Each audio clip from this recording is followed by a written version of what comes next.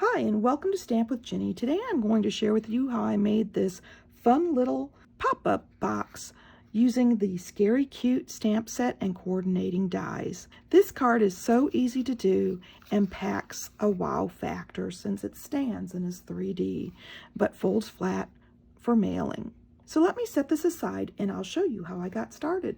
I'm going to start with my stamping with this, and I was going to show you where I'm going with this. I'm going to die cut the image out, and this is a die that coordinates with the stamp set. Let me set that aside. I'm going to bring in this cute little girl carrying her little basket and ink it up really well. I want to make sure I have really good coverage on my image, and I'm going to hold this down 1, 2, 3 so that that ink goes into the fibers. Next, I'm going to bring in my little sentiment here, and I'm going to ink that up and stamp it right above that image. There we go. I've got my stamping done for my focal point, and I'm going to bring in my panel. Now for my panel, I'm going to bring in my crushed curry and my black again, and I'm going to bring in some of the coordinating images.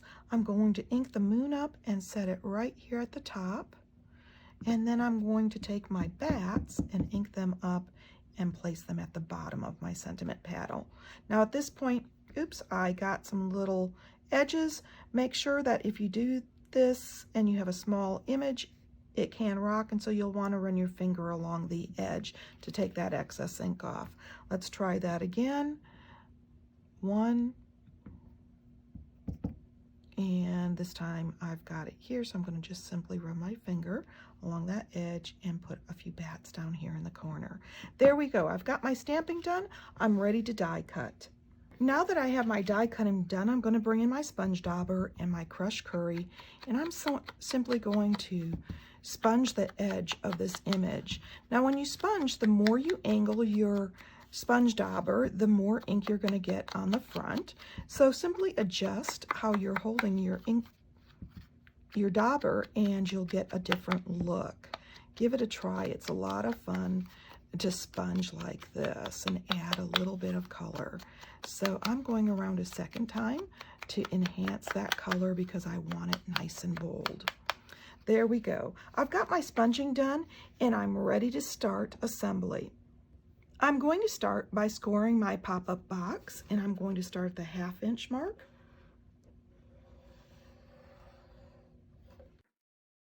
The 2.5, the 4.5, and the 6.5. There we go, and I'm done scoring so I can set this to the side. So I have all my pieces. I'm going to punch 2 of the smaller circles here on the double oval punch, simply by sliding that in and punching. I'll need 2 of those, and I can set my punch aside. Okay, I've got all my pieces and I am ready to go. So I'm going to begin by assembling my focal point here. I'm simply going to adhere my basic black onto my crushed curry.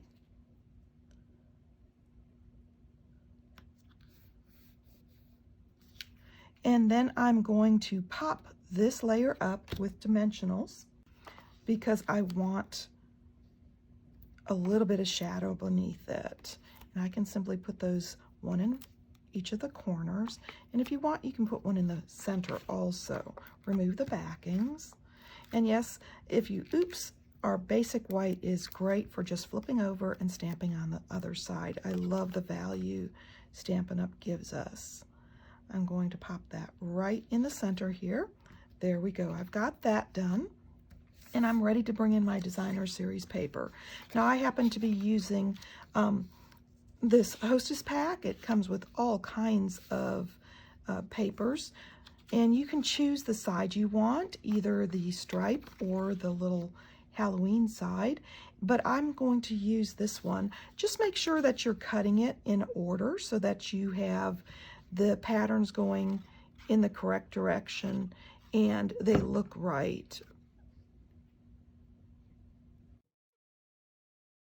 Since this is a directional designer series paper, you want to make sure that you're paying attention to the direction you're cutting.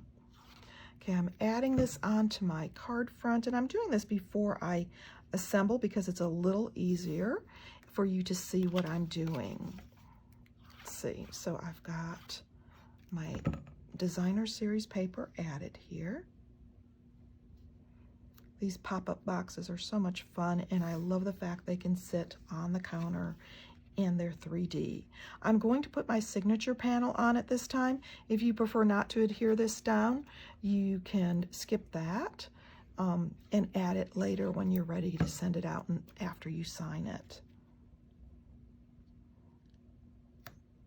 There we go. I've got my panels in place, and I'm going to get ready to make the 3D portion of this. So I'm going to turn this over and add some tear and tape. I'm going to do this to the outside edge. I love the tear and tape for 3D projects like this. It's nice and strong. There we go. And then I'm going to fold on the score lines. First, I'm going to use my fingers, and then I'm going to bring in my bone folder.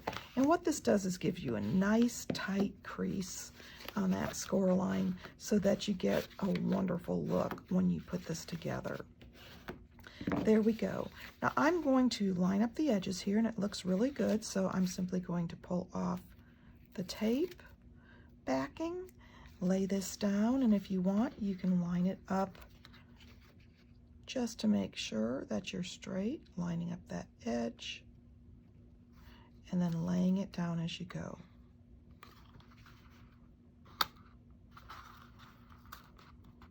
This adhesive is really sticky, so you'll want to make sure you have it where you want it when you get started. I'm going to fold this so that I have the two designer series papers on the front, and I've got the panel with the signature on my left and the other designer series on my right. I've got that ready, and I'm going to bring in these ovals and fold them in half and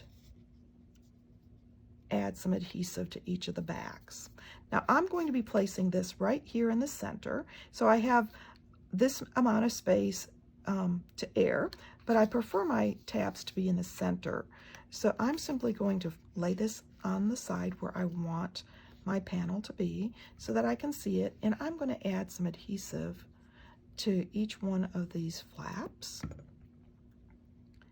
and adhere them down. Now if you watch, I'm adhering to the right and left of the score line, and I'm only adhering 1/2 of this oval.